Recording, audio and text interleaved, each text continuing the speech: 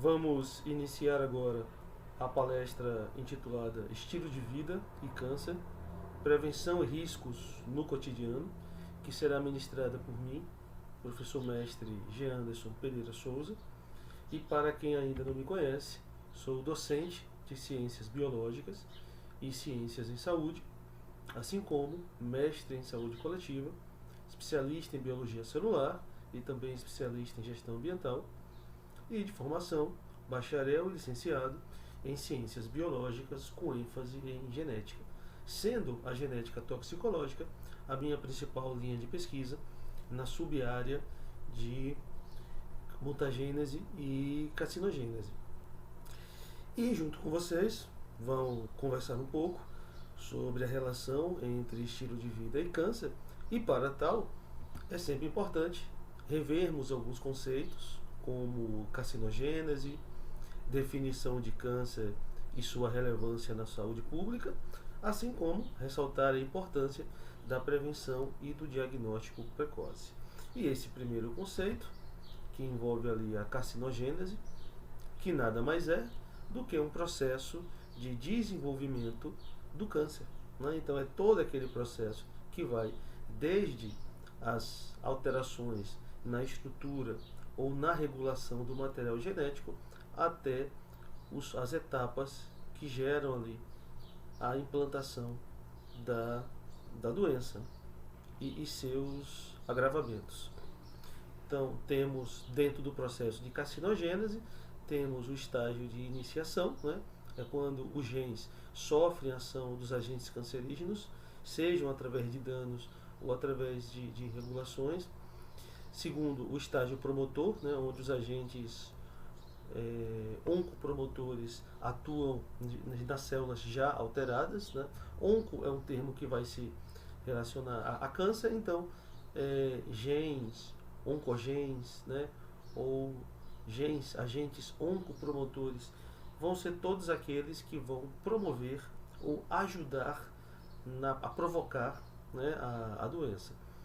E o terceiro estágio de progressão é caracterizado pela multiplicação descontrolada e irreversível das células cancerígenas. E células cancerígenas, né, são aquelas células que vão gerar o câncer, e o câncer nada mais é do que uma doença de origem genética, multifatorial, decorrente do acúmulo de danos genéticos ou regulações epigenéticas em regiões específicas do DNA, que são elas, regiões que controlam a proliferação celular, sejam supressores de tumor, sejam oncogenes, regiões que controlam ali o mecanismo de apoptose e regiões que controlam os mecanismos de reparo. Quando ocorre quando esses acúmulos de alterações genéticas ou na regulação genética provocam mudanças morfofisiológicas que alteram o padrão de crescimento e propagação celular, a ponto de ser considerado maligno, então aí temos o que nós chamamos de câncer. E uma parte, né, desses processos que levam às modificações morfofisiológicas celulares que caracterizam o câncer são decorrentes ali do acúmulo de mutações. Mutações que são alterações na estrutura do DNA que não são descartadas nem reparadas e que são passadas para células filhas, né? E acabam acrescentando variabilidade genética àquela célula. Essas mutações ou alterações não reparadas e herdadas na estrutura do material genético pode se dar de maneira pontual, quando a alteração envolve apenas a sequência de bases nitrogenadas de um único gene, ou quando afeta uma quantidade maior de genes, pois é tida como uma mutação cromossômica, que envolve ali a fragmentação ou a perda de um cromossomo inteiro, ou até mesmo de alterações numéricas dos cromossomos. Quando quando ocorre a nível pontual, né, você vai ter gera variabilidade a nível mais pontual, porque você afeta um gene e as características relacionadas a ele. Porém, quando se tem as mutações cromossômicas, aí os impactos acabam sendo, a nível de fenótipos, acabam sendo maiores, já que dentro do cromossomo existem ali várias sequências gênicas. E essas mutações se devem, em grande parte, à exposição ambiental aos chamados agentes mutagênicos, né, que são aqueles agentes que, ao entrar em contato com o nosso material genético, pode provocar danos, né, que é a genotoxicidade. Alguns desses agentes genotóxicos, eles podem alterar ali a sequência de bases de regiões específicas do DNA, e se essas alterações não forem reparadas nem descartadas e passadas para as células filhas, vão ser mutações. Aí esses agentes serão mutagênicos também. E se essas alterações, né, mutações, ocorrem em regiões específicas do DNA, como eu mencionei, que são aquelas onde se tem controle da proliferação celular, controle dos genes reparadores, regiões onde se controla ali o processo de apoptose, aí essa substância, além de ser genotóxica, além de ser mutagênica, pode ser também carcinogênica. E quanto à natureza dos agentes mutagênicos, aos quais nós estamos expostos o tempo inteiro, uns mais do que outros em relação a algumas desses grupos, os mesmos podem ser ali de natureza biológica, física, né, e química. Então, entre os biológicos temos ali bactérias, fungos, né, tem um potencial mutagênico muito grande, vírus também, né, assim como físicos, a radiação, né, é um dos principais agentes mutagênicos, químicos, né, devido às diversas substâncias aos quais nós inalamos, ingerimos, ou podemos ter contato direto com a pele, tá? Então há uma diversidade dessas substâncias, por isso que eu falei aqui em exposição ambiental, que pode ser ocupacional ou não. Um outro mecanismo que pode provocar alterações, mas alterações no funcionamento do nosso DNA e consequentemente favorecer ali processos carcinogênicos, são os mecanismos epigenéticos. Tá? Só que ao contrário da mutação, os mecanismos epigenéticos não geram alterações na sequência de bases nitrogenadas. O que eles fazem é, externamente ao DNA, regulam o funcionamento destes. Então, a epigenética é o mecanismo no qual controla-se e altera-se a regulação e a expressão gênica sem que haja uma alteração na estrutura do DNA. Tá? Então, por isso o termo epigenética. É uma regulação da genética a partir de algo que está externo a ela. E aí a relação entre os mecanismos epigenéticos e câncer já são bem conhecidos, né? E muito se dá ali a partir de processos de hipermetilação de genes de supressão tumoral, ou seja, a hipermetilação ela provoca um silenciamento. Então, estamos expostos ambientalmente a agentes biológicos, físicos ou químicos que podem hipermetilar, silenciar os nossos genes de supressão do tumor, que são aqueles genes que mandam a célula parar de se dividir.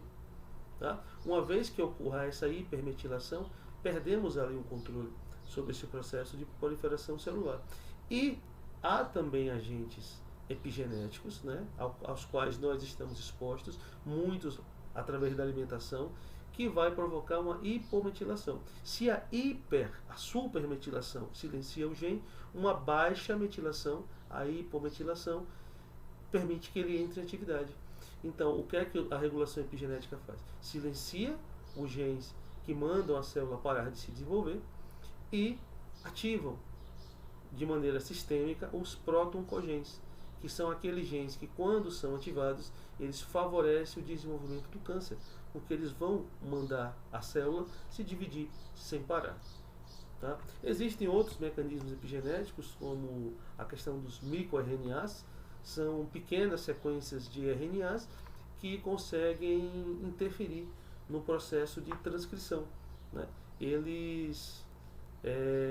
Os microRNAs, eles conseguem impedir que um RNA mensageiro, por exemplo, ele seja transcrito, ou se ele já estiver transcrito, impede que ele participe do processo de tradução. Então ele impede que aquela proteína, uma determinada proteína, seja produzida. Então, o microRNAs, né, ele, pelo que se sabe, epigeneticamente ele acaba interferindo na função de genes supressores de tumor. Então, por exemplo, essa família aqui de microRNAs 15A e microRNAs 16.1 são responsáveis pela perda em até 70% de LLC, que é um importante gene de supressão tumoral. Tá? Então, a maioria dos microRNAs estão localizados em regiões envolvidas em alterações cromossômicas. Então, um primeiro evento de alterações cromossômicas, mutações, acabam por algum motivo levando à síntese dos microRNAs, e esses microRNAs acabam, né, são ali geralmente mais encontrados em regiões onde o DNA sofreu mais deleções, amplificação, processo de mutação e metilação também. Tá? Então, isso tem total relação com o estilo de vida. Ou seja, a pessoa tem um estilo de vida considerado não saudável, na qual está exposto ali, ou exposta a diversas substâncias ambientais com capacidade mutagênica ou genotóxica, que vão provocar danos no material genético, e à medida que os danos no material genético aumentam, vão ser liberadas ali, por exemplo, microRNAs, que vão agora acrescentar ao efeito mutagênico e carcinogênico também os mecanismos epigenéticos. Tá? Então, por isso que o câncer é uma doença proveniente, né, resultante de um processo que tem 3 etapas ou estágios, que eu mostrei logo no início, e por isso o nome carcinogênese, né? Então, você precisa associar efeitos mutagênicos e carcinogênicos a efeitos epigenéticos, que vão, ao longo daqueles 3 estágios, contribuir para que um grupo de células geneticamente alteradas comecem a se dividir sem parar, sem controle algum, gerando ali o tumor. E à medida que esse tumor vai crescendo, essas células vão ficando mais bioativas do ponto de vista bioenergético e de síntese, e consequentemente começa ali aqueles processos, né, de angiogênese, uma vez que a célula precisa, que as células alteradas precisam de uma quantidade maior de energia e nutrientes, que são os estágios que começam a anteceder ali a metástase, quando essas células alteradas se espalham ao longo de outros tecidos do corpo para se implantar e gerar vários pontos de tumoração. Tá? Então, existe um processo natural no nosso corpo de controle do crescimento celular, e quando uma célula é danificada, quando a célula está envelhecida, ela passa por um processo de morte celular programada, chamada de apoptose, né? Ou quando ocorrem danos citotóxicos muito elevados, essas células também sofrem necrose. E essa regulação se deve a essas regiões específicas do DNA que eu já mencionei, que controlam ali o mecanismo de crescimento celular, que controlam o mecanismo de reparo, e quando ali o mecanismo de reparo falha, né, temos ali uns mecanismos de apoptose, que vai sinalizar para que aquela célula se autodestrua. Quando esses mecanismos falham e a célula escapa a esse controle de crescimento e começa a se dividir sem parar, dizemos que tem um novo padrão de crescimento, né? Que daí vem a palavra neoplasia. Então, os eventos neoplásicos são aqueles nas quais uma célula ou um grupo de células escapa do seu controle natural de crescimento e começa a se dividir a mais do que deveria. Neo quer dizer novo, plasia, divisão. Então, cria-se um novo padrão de divisão celular que foge aos controles naturais daquela célula. Essas neoplasias podem ser consideradas benignas quando tem um padrão limitado ali de divisão, e o incômodo maior acaba sendo quando, né, o tumor formado por essas neoplasias começam a comprimir os tecidos vizinhos. Né? Então são chamados tumores benignos. Então uma hiperplasia, né, um crescimento ali celular que vai chegar-se até um certo limite, mas que vai provocar certos incômodos pelo fato de que aonde está localizado aquele tumor, né, aquele nódulo, vai comprimir os tecidos próximos. Já quando a neoplasia é considerada maligna, aí já é o próprio câncer. Né? Por quê?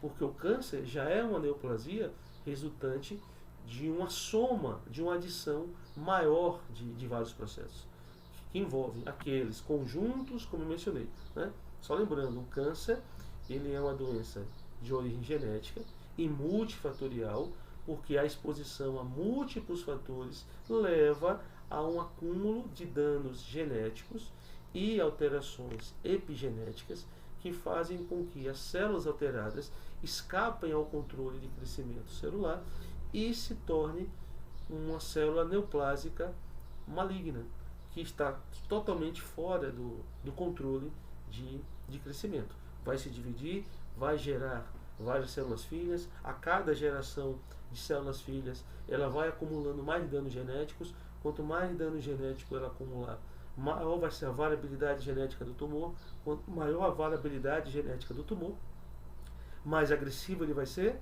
do ponto de vista de divisão acelerada e necessidades bioenergéticas, e também no que diz respeito a uma maior resistência aos tratamentos quimioterápicos, uma vez que o próprio tumor ali já possui certa variabilidade genética.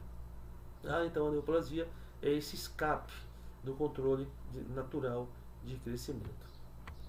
E uma célula cancerígena, né, ou seja, uma célula neoplásica maligna, apresenta ali, entre aquelas alterações morfofisiológicas celulares, uma alta desdiferenciação, uma insaturação da membrana celular e fluidez da bicamada lipídica. É porque uma das mudanças que ocorre a nível de bicamada lipídica é que a substituição dos fosfolipídios saturados por fosfolipídios poliinsaturados. Os poliinsaturados aumentam a quantidade de colesterol na membrana e quanto maior a quantidade de colesterol na bicamada lipídica, maior a sua fluidez.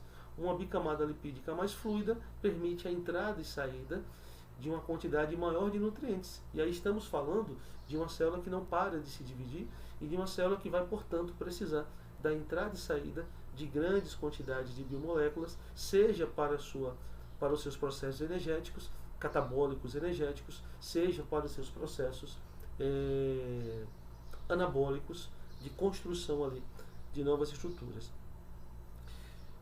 Consequentemente, né, como eu mencionei, se é uma célula hiperativada do ponto de vista de processos citológicos, a mesma vai se ter um aumento de atividades bioenergéticas, ou seja, vai precisar vai ter uma demanda energética muito maior.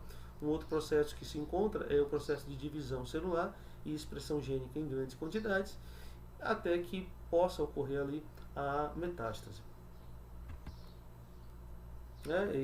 E em relação ao processo de como acontece essa neoplasia maligna, eu já tinha mencionado, né? Primeiro, parte-se com a predisposição genética, ou seja, pode haver, em alguns casos, da pessoa já ter ali herdado dos pais uma pequena predisposição, mas lembrando que o câncer, apesar de ser uma doença de origem genética, ela é muito mais decorrente do acúmulo de danos genéticos, ou seja, mutações e alterações epigenéticas somáticas, do que necessariamente apenas a predisposição genética. Tá? Então, o câncer é muito mais resultado do estilo de vida que você tem do que apenas dos genes, dos proto-oncogenes que você possa ter herdado.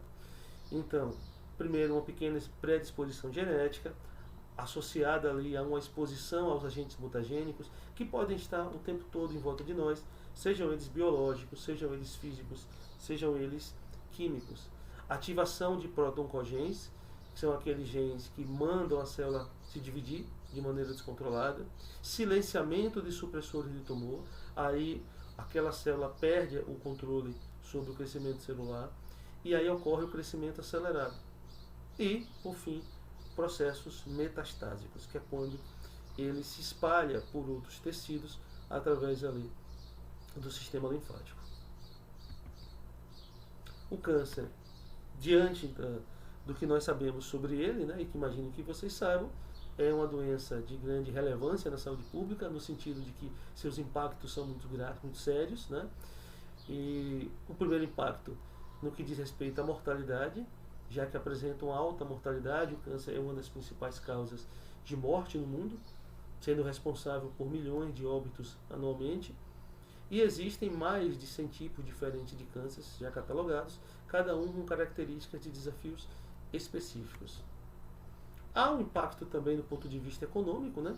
Já que o tratamento do câncer é caro, envolvendo ali cirurgias, quimioterapias, radioterapia e medicamentos de alto custo, assim como também gera outros prejuízos em relação a fazer com que pacientes com câncer e seus cuidadores frequentemente precisam se ausentar do trabalho, resultando em perda de produtividade econômica. No que diz respeito ao câncer, a sua relevância na saúde pública se torna ainda mais evidente no sentido de que é uma doença que acaba explicitando ainda mais as desigualdades sociais e econômicas no que diz respeito ao campo da saúde, né? Há disparidades significativas no acesso ao diagnóstico e tratamento do câncer, especialmente em países de baixa e média renda. Tá? Por isso, né, é importante o papel da educação e da conscientização no que diz respeito ao papel do estilo de vida e o desenvolvimento da doença, pois a falta de conhecimento sobre prevenção e detecção precoce contribui para diagnósticos tardios e piores prognósticos. Tá? E quando falamos da relação entre o câncer e o estilo de vida, é porque, dependendo do seu estilo de vida, você vai estar mais exposto ou não aos chamados fatores de riscos para a carcinogênese, que são um conjunto daquelas substâncias, seja pelos seus efeitos genotóxicos, mutagênicos e carcinogênicos, ou pelos seus efeitos epigenéticos, que vão aumentar o risco de desenvolvimento da doença ou vão lhe proteger quanto ao desenvolvimento da mesma. Tá? Então, para aí entendermos essa relação com o estilo de vida e quais seriam esses fatores aos quais nós podemos estar expostos a partir do nosso estilo de vida, é importante lembrar aqui um marco, né, moderno importante, que foi a Revolução Científica e Industrial, pois a mesma não foi apenas um marco do ponto de vista político, econômico, de capacidade produtiva e ambiental, né? A Revolução Industrial e Tecnológica foi também um marco no que diz respeito aos eventos de genotoxicidade, mutagênese e carcinogênese, uma vez que as mesmas, né, possibilitou a criação de substâncias que naturalmente não existem na natureza. Tá?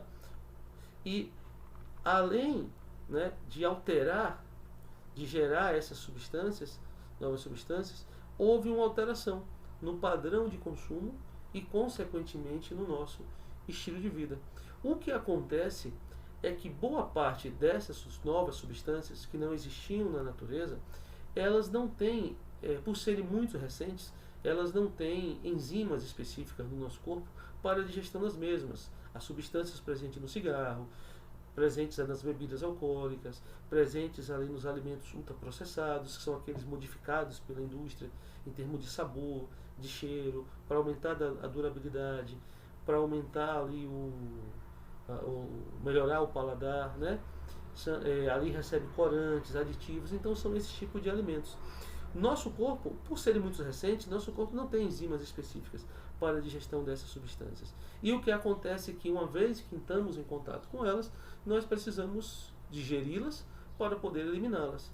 Como a eliminação das substâncias que nós ingerimos e absorvemos, né? Ou seja, que caem na corrente sanguínea, se dá ali pela via renal e urinária, essas substâncias precisam ter afinidades com água para que possam ser eliminadas através da urina.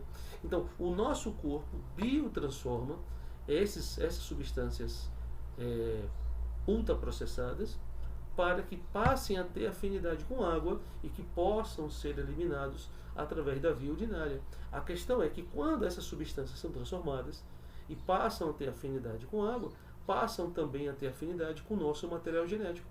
E é aí que muitas delas vão gerar efeitos genotóxicos, mutagênicos, carcinogênicos. Tá? Então, boa parte dessas substâncias geradas a partir da Revolução Industrial são substâncias pré-cancerígenas, cujas substâncias são transformadas em cancerígenas quando estão no nosso corpo, em um processo necessário de transformação para que as mesmas sejam eliminadas do nosso corpo. Tá? E aí, esse novo estilo de vida, né, e o contato, a exposição ambiental e ocupacional a diversas novas substâncias, sejam biológicas, químicas ou físicas, contribuiu para o aumento de inúmeras doenças, né, relacionadas com o estilo de vida. Por isso que houve um aumento nas chamadas doenças crônico-degenerativas, né, que são doenças diretamente ligadas aos nossos hábitos. E entre essas doenças crônico-degenerativas, a principal, né, se tornou a principal e ainda é o câncer. Né? Por isso que é uma doença que, apesar da origem genética, tem uma ligação direta com o nosso estilo de vida. Por quê? Porque é através do nosso estilo de vida que nossas células são expostas aos agentes mutagênicos e às substâncias com capacidade de regulação epigenética, que eu mencionei há pouco tempo. Tá? Então, vários estudos já demonstraram que o estilo de vida é grande responsável pelo surgimento da maioria dos tipos de cânceres. E apenas 10% dos tumores têm origem exclusivamente genética. Que são naqueles casos em que a pessoa herda ali a predisposição genética do pai e da mãe ao mesmo tempo. Então ali ela herda ali, de repente, um par ou dois pares de supressores de tumor mutantes, né? Mas aí a maior parte dos episódios de câncer está mais relacionado com acúmulos de danos genéticos e regulações epigenéticas em células somáticas resultantes do nosso estilo de vida. Agora vamos ver, né? São diversos, claro, são diversas as práticas e os hábitos de vida que podem interferir no processo de carcinogênese. Mas vamos falar aqui um pouquinho agora dos mais clássicos, né? Então vamos começar com o tabagismo, que é o hábito de consumir produtos derivados do tabaco, como cigarros, charutos e cachimbos. Né? E qual sua relevância em relação ao câncer? É um dos principais fatores de risco evitáveis para o desenvolvimento de câncer. Ou seja, está entre os principais fatores que favorecem a carcinogênese, sendo que o mesmo é um fator evitável. Né? A partir do momento que você não fume e nem conviva ali com um tabagista, você diminui esse risco de câncer. O cigarro contém mais de 7.000 substâncias, das quais pelo menos 70 são conhecidas por serem cancerígenas, e entre eles substâncias como alcatrão, a nicotina, o benzeno, o formaldeído, arsênico e o cádmio. Tá?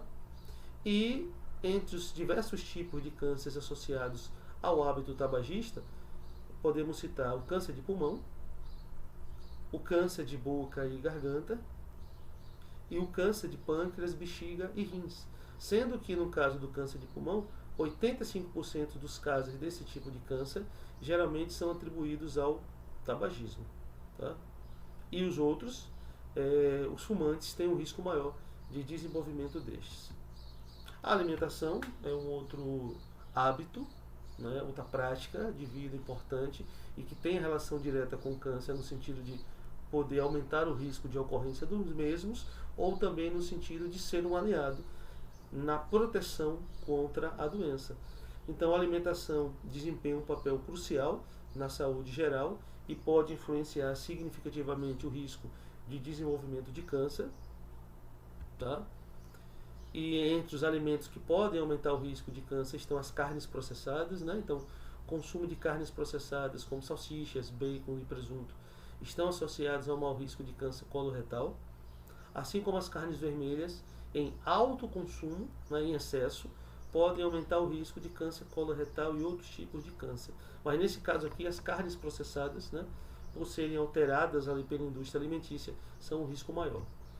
Já os alimentos que, ainda entre os alimentos que aumentam o risco de câncer, alimentos ricos em gorduras saturadas, né, dietas ricas em gorduras saturadas são associadas ao maior risco de câncer de mama e próstata, assim como açúcares e carboidratos refinados. O consumo excessivo desses, né, pode levar à obesidade, e a obesidade, como todos sabem, é um fator de risco para vários tipos de câncer. Já entre os alimentos que reduzem o risco, né, de que ajudam a nos proteger contra a doença, temos as frutas e vegetais, ricas em vitaminas, minerais e antioxidantes, que são protetores naturais, assim como grãos integrais, né, está associado ao menor risco de câncer coloretal. Temos também as leguminosas, como feijões, lentilhas e outras leguminosas, são fontes de fibra e nutrientes que podem ajudar a reduzir o risco de câncer. Peixes e gorduras saudáveis, né, ricos ali principalmente em ômega 3 e outras gorduras saudáveis, como presente no azeite de oliva, podem ter efeitos protetores contra o câncer, né? A dieta do Mediterrâneo, considerada uma das mais sadias, né, tem muito desses peixes e gorduras saudáveis. O mecanismo de ação no caso de proteção, né, contra o câncer, através da alimentação, se dá ali, né, a partir de efeitos antioxidantes, da ação de fibras e de compostos bioativos que no somatório vão gerar efeitos protetores no nosso corpo. Então recomenda-se, né, a nível de uma dieta saudável, numa perspectiva de uma dieta saudável, que inclua-se, né, uma ampla variedade de frutas, vegetais, grãos integrais e proteínas magras na dieta, assim como limitar o consumo de carnes processadas e alimentos ricos em gorduras saturadas e açúcares. Tá? Beber bastante água e evitar bebidas açucaradas, assim como limitar o consumo de álcool para reduzir o risco de câncer. A atividade física é uma outra prática importante, né? A atividade física regular, né? A frequência na atividade física é um fator de proteção, pois reduz o risco, né? Então, estudos mostram que a atividade física regular pode reduzir o risco de vários tipos de câncer, incluindo câncer de mama, colo, endométrio e pulmão. Ajuda no controle do peso corporal e lembre-se, né, que ao combater a obesidade torna-se também um fator de proteção contra o câncer. A prática de exercícios pode ajudar a regular hormônios como estrogênio e insulina, que estão associados ao desenvolvimento de câncer, e a atividade física regular pode fortalecer o sistema imunológico, ajudando o corpo a combater células cancerígenas. Tá?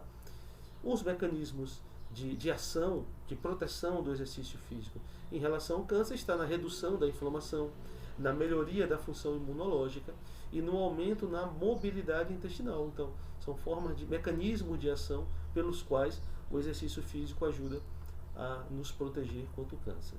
Recomendações: recomenda-se pelo menos 150 minutos de atividade física moderada ou 75 minutos de atividade física vigorosa por semana, incluindo ali atividades aeróbicas, né, como caminhada, corrida, ciclismo, e exercícios de fortalecimento muscular, como levantamento de peso e yoga. O ideal é você alternar, né, conciliar as duas formas de exercícios físicos. E, claro, encorajar a prática de atividades físicas no dia a dia, como caminhar ou andar de bicicleta, para o trabalho, usar escadas em vez de elevadores e participar de esportes recreativos. Tá? Um outro fator importante no nosso hábito de vida é o hábito etilista, né? Então, o consumo de álcool é um fator de risco significativo para o desenvolvimento de vários tipos de câncer, entre eles câncer de boca e garganta, câncer de fígado, câncer de mama, câncer de colo e reto, né? E isso se deve a alguns efeitos que o álcool provoca no nosso corpo. Então, por exemplo, no próprio metabolismo do álcool, há a liberação de derivados que podem gerar alguma toxicidade sobre os tecidos, principalmente sobre as membranas celulares, deixando o núcleo celular exposto e, consequentemente, o nosso material genético. O estresse oxidativo vai aumentar a quantidade de radicais livres, que podem atacar também nossas biomoléculas, incluindo o nosso DNA. Alterações hormonais, né, provocadas pelo álcool podem potencializar algum fator de risco, como, por exemplo, o aumento do estrógeno. E a interação com outros fatores de riscos pode fazer com que o álcool potencialize o efeito carcinogênico de outras substâncias. Portanto, o que torna o álcool como um fator de risco para o câncer tem relação direta com a quantidade e a frequência. Quanto maior a quantidade de álcool e maior a frequência, aumenta-se o risco, né? O comportamento de consumo também, né? Mesmo que você passe longos períodos sem beber, mas quando você faz uso, você ingere uma quantidade muito elevada da substância, também vai ter um efeito nocivo. E a interação com o tabagismo, por exemplo, seria a relação mais perigosa. É que o cigarro ele tem substâncias que são iniciadoras, que provocam que podem gerar os danos genéticos que vão levar ao câncer. O álcool ele não é o iniciador, ele não vai lá provocar o dano genético que vai iniciar o câncer, mas ele é um promotor. Ou seja, se ele for associado a uma substância que consegue provocar os danos genéticos, aí o álcool ele vai potencializar. Então, no caso da pessoa que fuma e bebe, o álcool vai potencializar esse efeito carcinogênico do cigarro.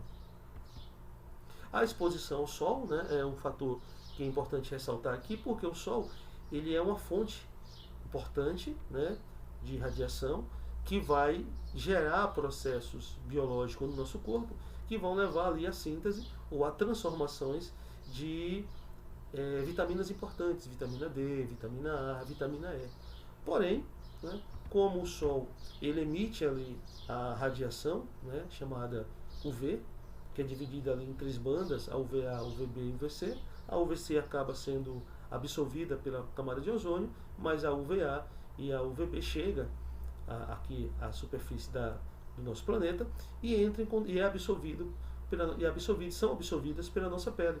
Então, ao mesmo tempo que uma pequena exposição é benéfica para o nosso corpo, pequena exposição e diária são benéficas, mas o excesso dessa exposição pode fazer com que essas radiações anelem, se liguem ao nosso DNA, provocando danos que podem levar a alguns tipos de cânceres, principalmente os cânceres de pele. Então, entre eles o carcinoma basocelular, que é o tipo mais comum e menos agressivo, geralmente aparece em áreas expostas ao sol, como rosto e pescoço. O carcinoma espinocelular, também relacionado à exposição celular, pode se desenvolver em outras partes do corpo e, se não tratado, pode se espalhar para outros órgãos. E o melanoma, que é o tipo mais agressivo e perigoso de câncer de pele, surge como manchas ou pintas irregulares e exige diagnóstico precoce para aumentar as chances de cura. Tá? Então, qual é a dica? Parar de tomar sol? Não. Até mesmo porque nós precisamos desse contato diário com o sol. Tá? Então, o que é que deve ser feito? Aplicar protetor solar com fator de proteção acima de 30 em todas as áreas expostas ao sol, reaplicando a cada 2 horas ou após nadar ou suar, no caso das pessoas, né, que estão ali em exposição lúdica ao sol, praias, piscinas. Usar roupa de proteção, né, usar chapéu de aba larga, óculos escuros e roupas que cubram a maior parte do corpo, principalmente quem está em exposição ocupacional, está trabalhando ali em várias horas expostos ao sol, precisa dessa proteção, né? Evitar horários de pico, ou seja, existem os horários mais indicados para essa exposição ao sol. Então, limitar em horários em que a radiação está menos intensa. Autoexame de pele é importante, realizar autoexames regulares para identificar sinais precoces de câncer de pele, como manchas ou pintas que mudam de cor, forma ou tamanho e que crescem muito rápido, né? E não esquecer da prevenção primária, que é fundamental. O que seria isso, né?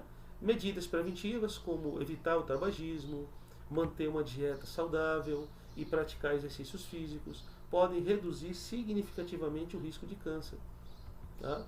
Além de usar também, realizar também preventivamente exames de rastreamento, que são um conjunto de programas de rastreamento, como mamografias, colonoscopias, são essenciais para a detecção precoce e tratamento eficaz do câncer. Né? O próprio exame de próstata também, tá? São medidas preventivas. Temos também, hoje em dia, cada vez mais a incorporação das tecnologias, devidos aos avanços tecnológicos. Então, tecnologias avançadas, como a inteligência artificial, estão sendo utilizadas para melhorar o diagnóstico e personalizar o tratamento do câncer. Tá?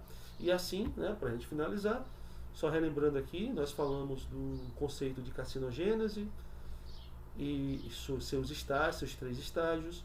Em seguida, revimos a definição de câncer, né, e os fatores que estão relacionados com essa doença de origem genética, mas que envolvem as células somáticas, que são ali a exposição a diversos agentes chamados mutagênicos, que podem ser de natureza química, física, biológica, e que estão expostos aqui ao nosso ambiente, né?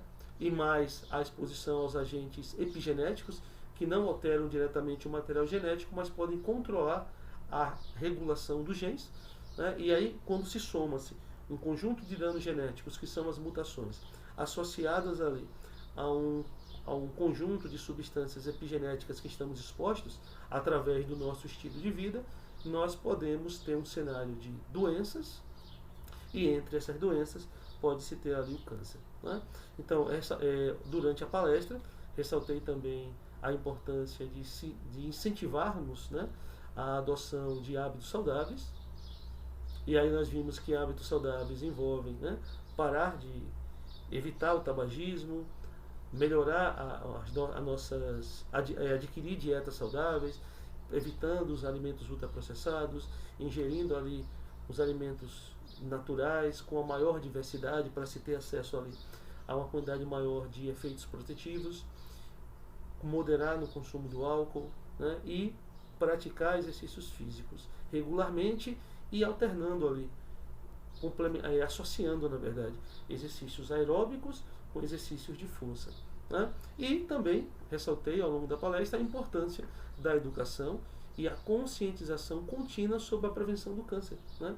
Então, a educação, a informação continua sendo uma medida de profilaxia importante. A frase que eu deixo aqui é: evite o tabagismo, reduza o consumo dos alimentos ultraprocessados, tenha moderação com o consumo de álcool, use o banho de sol diariamente com cuidado e pratique exercícios físicos. Tá?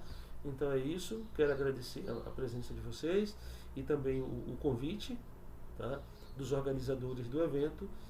Deixo aqui o meu e-mail e as minhas redes sociais no Instagram e no meu canal de YouTube, onde eu tenho diversos vídeos com dicas de saúde, inclusive em relação também à questão da carcinogênese. E é isso, finalizo aqui a palestra. Obrigado.